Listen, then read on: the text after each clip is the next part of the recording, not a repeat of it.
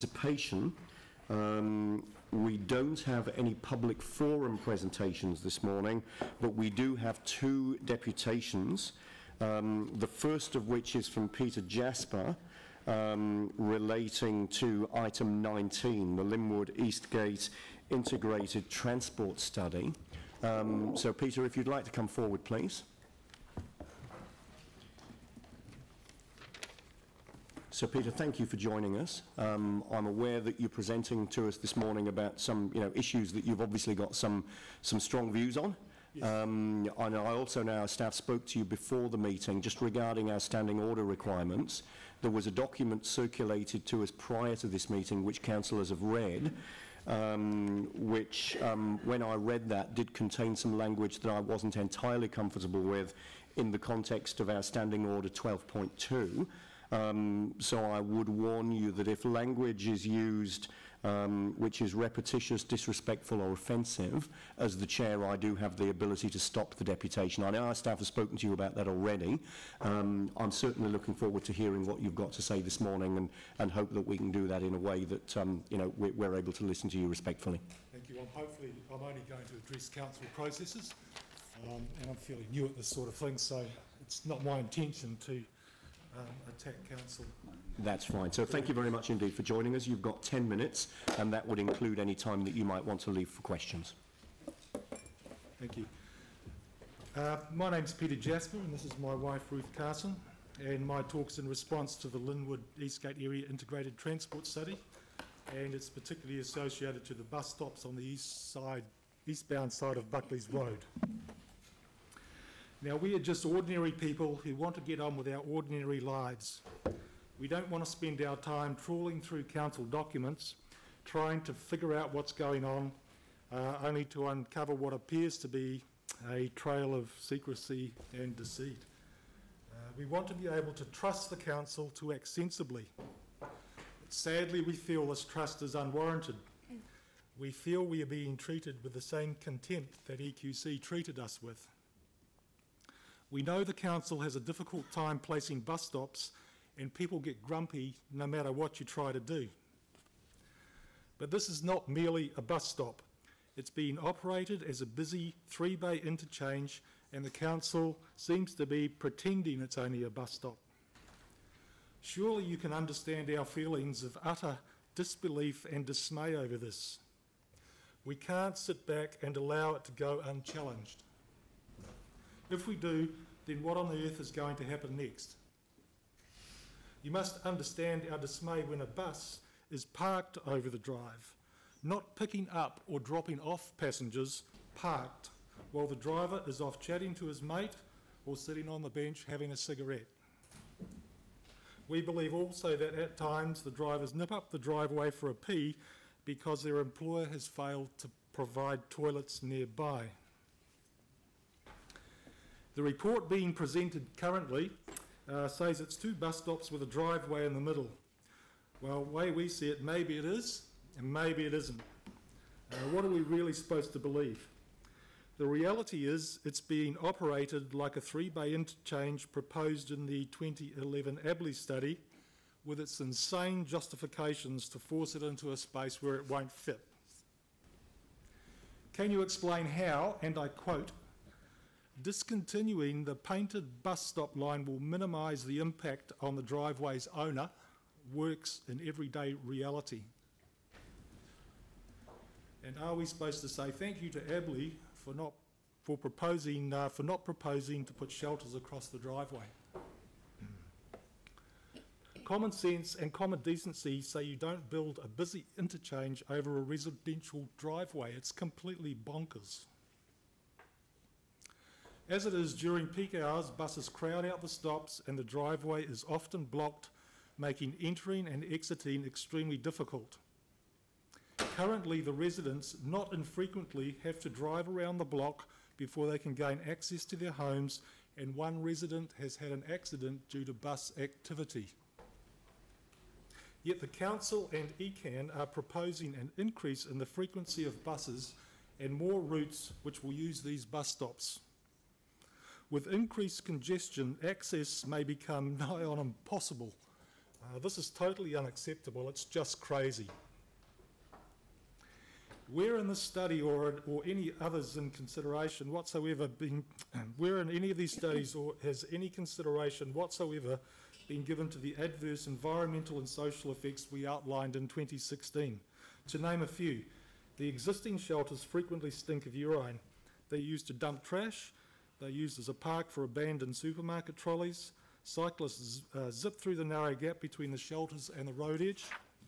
Our property continues to be used as a toilet. Bus patrons gather in the driveway, particularly in winter as it gets the late afternoon sun. Often they're wearing headphones and you're completely oblivious to the cars coming in and out of the driveway. You can honk at them and they don't hear you. How is adding more shelters going to contribute to an attractive and efficient network when the whole setup is already completely dysfunctional? It would be irresponsible to spend ratepayer money to add more.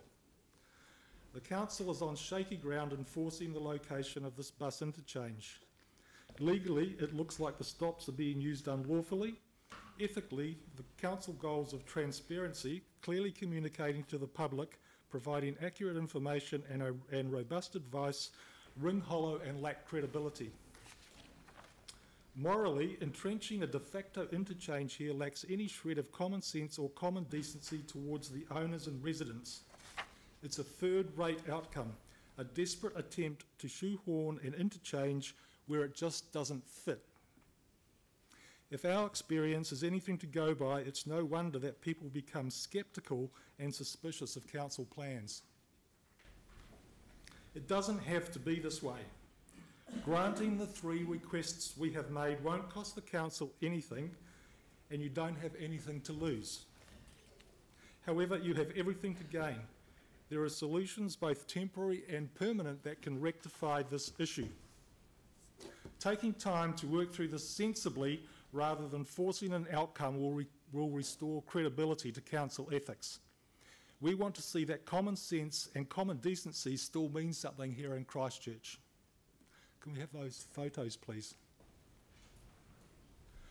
Now, is this A, a single bus stop, B, 2 bus stops, or C, a 3-bay bus interchange? That's right outside our house, outside our property that we own at 35 Buckley's Road. Can we hit the next one? Now here we are, I'm parking the bus and I'm off to have a chat to my mate. And as you can tell from that, there's 3 buses filling that at the moment, and that's not even peak hour. Next one. Okay, is this A, a bus shelter, B, a trash can, C, a trolley park, or D, all of the above? Next one.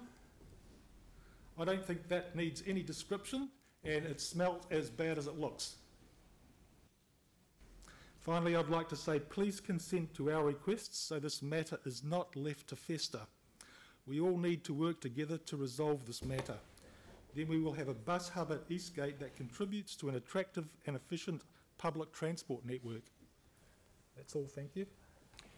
Thank you very much, and that does leave some time for questions. Are there any questions? Sarah? Thanks, Ed. Thanks, Peter. I'm just wondering, many of the parking issues with the buses currently are to do with the way they're operated. I'm just wondering if you have raised those with ECAN, because they run the bus service. Yes, I know that ECAN run the buses, but from our point of view, it's the stops, where the stops are located, that are causing the bulk of the problem. It's the actual driveway in the middle. But when it comes to people, the bus drivers stopping the buses over the driveway where they're not supposed to, the potential, you know, the peeing on the fence, all that kind of stuff, have you actually talked to ECAN? I haven't talked to ECAN, no. I have time constraints, you know, I'm not a full-time, I can't work full-time on this. It's difficult enough at the moment finding the time to put all this together, and I think it's partly the responsibility of the Christchurch City Council and ECAN to get together when I've raised issues like this. Yeah, that specific one is to do with them, not us. So, yeah. Thank you. Any further questions? Anne? Yeah, thank you for taking the time to come in and sharing your concerns, and obviously it's a huge, huge frustration for you. So a lot of what you've raised, though, is about driver behaviour. Sorry? It's about driver behaviour, and following on from what Sarah was saying, is there any way that we can help you to address these issues with ECAN, given that they are, you know, it must be really frustrating, and I'm sure there must be ways that we can support you, because this is not acceptable. Yes, well, that's why I've requested meetings, so that we can talk with, like this is a very short time frame here, so that we can actually talk with the appropriate councillors and staff, so that we can come up with both temporary and permanent solutions to what's going on there. So we'd be more than happy to you know, have further discussions on how we can resolve the situation. Right, so how do we go forward with that? Do we introduce you to staff that you can talk to, or do you know who you're going to be talking to? Or well, I'm not sure. No, it's been suggested that is it the ITE committee, the chair of the ITE committee, and I believe that the mayor might be interested in what's going on there because of your interest in public transport. And you know, generally, some people who have some influence in helping that, we'd be more than, in fact, we'd be very happy to meet with them, even more than just once, so that we can, you know, get to the bottom of it. That's what the basis of our request is, and also that there's no more expenditure there until we actually resolve what's going on. Thank you. So, Pauline, you are the chair of the ITE committee. Yes, thank you. Your question? Yeah, thank you. I was just wondering, it's really good to hear your view, actually. Thank you. Do you have a solution? We do have some solutions, but given the fact that we proposed a solution back in 2016, I'm reluctant to air that before the council right now, and that is partly another reason why we requested meetings outside of here, so that we can discuss it further and hopefully get some traction this time. Right, okay, thank you. Yeah, there are certainly some issues you've raised through the deputation, which, you know, the pictures you showed us, for example, clearly show that there's some activity going on currently, which is undesirable and unacceptable, and some of which may be able to be resolved in the short term. That's what we hope. And of course, we need to be careful that whatever changes that we make to the way that buses use this area and to public transport facilities in this area improve rather than exacerbate the sort of things that you've shown us. Yes, that's what we so I think it's important that, I mean, you've obviously got some local knowledge that's going to be valuable in those conversations. The way forward, it would make sense to be able to pick that up. You've obviously got details which you've provided to our staff as you made this deputation today. I think it would be good if somebody was able to get back in touch with you to set up an appropriate meeting so that we can discuss in more depth the issues that you've raised this morning and make sure that they are well taken into account in any changes that we might be making in this area. Tim. Just quickly, with your picture on page, it's figure 2.2 Eastgate interchange with the drawings on it, etc. On our page 5 of the documents we have. Is that area, do you know, was that taken or produced in 2016? Or is that current? Sorry, this is the document that yeah, that you've sent through. This is okay, that picture there is directly from the Abley study of 2008, the first one, and it shows 2008.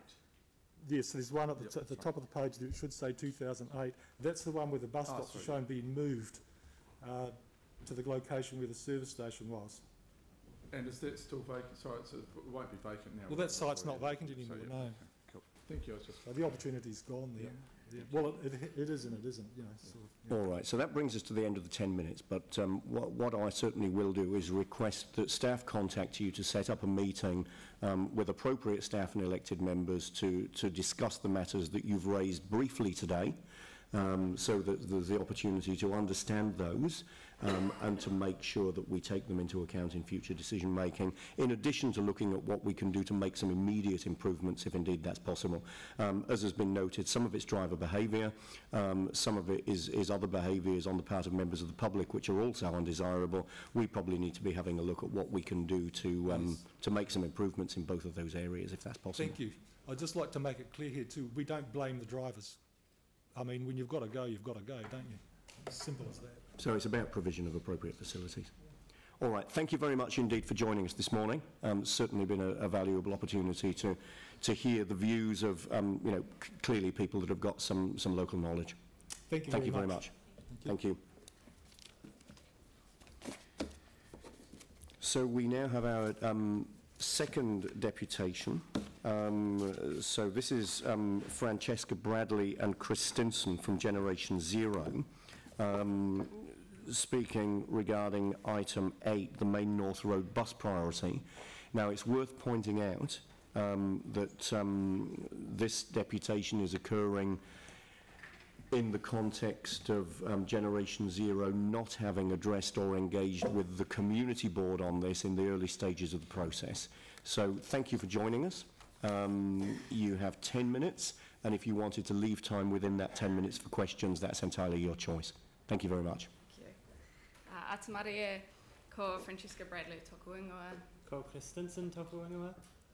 So we're speaking today on behalf of Generation Zero, and we're in strong support of the proposed bus priority changes on the Main North Road, and would like to thank you for letting us speak today as we missed our opportunity with the community board. So Generation Zero is a non-partisan youth-led climate organisation. We champion evidence-based solutions and equitable actions to transition towards a carbon-neutral Aotearoa. And we wish to achieve this by work to achieve this through sustainable, smarter transport, livable cities, and an independence from fossil fuels. So your decision today to implement the bus priority changes is going to increase public transport efficiencies and help ease congestion on this main arterial road heading in and out of the city. We're strongly in support of the council staff's report. It's recommending a new permanent northbound bus lane from Papanui Road from Herwood Road to Langdons Road, and this is going to result in an average bus travel time saving of 84 seconds during evening peak travel times. So this is hugely beneficial. Today we're asking Council to not support the Papanui Innes Community Board's amendment to retain car parks between Herwood Road and Winston Ave. Retaining these car parks is going to significantly impose on the proposed travel times. It's going to halve it down to 42 seconds. That seems insignificant, but this is, as I said before, it's a main route into town. This could greatly improve the efficiencies of getting into town and improve how attractive public transport will be in Christchurch. If you were to support this amendment, it shows that there's no real commitment to public transport priority, getting more people to use public transport.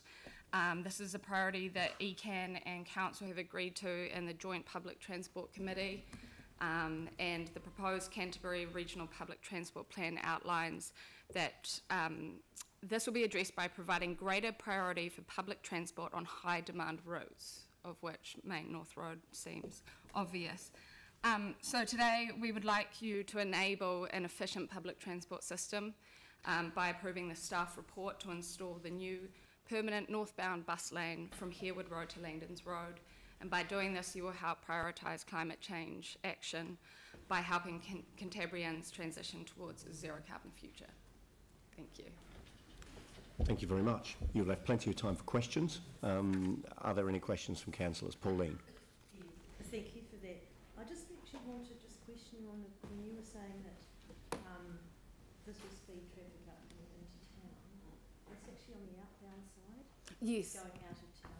Yeah, but then I understood that there was also a section of the bus priority lane that will be coming towards town. But yeah, the issue here is getting out of town. The amendment relates to yes, the out of town yeah, yeah. Sorry, I was referring just to the plan in general, but the amendment is about out of town. Yeah. That's good. Thank you. Jamie. Thanks. Does Gen Zero have a view on the lack of parking for those businesses, though, between Herwood Road and is it Winston Ave there? And I think there was some concern, obviously, around the loss of the car parking outside there, the retail frontages there. Do you have any comment or thoughts around what they could do? From what I could understand from reading the amendment, these are park 5-minute parks. So that was my understanding. And I mean, you're right by the mall.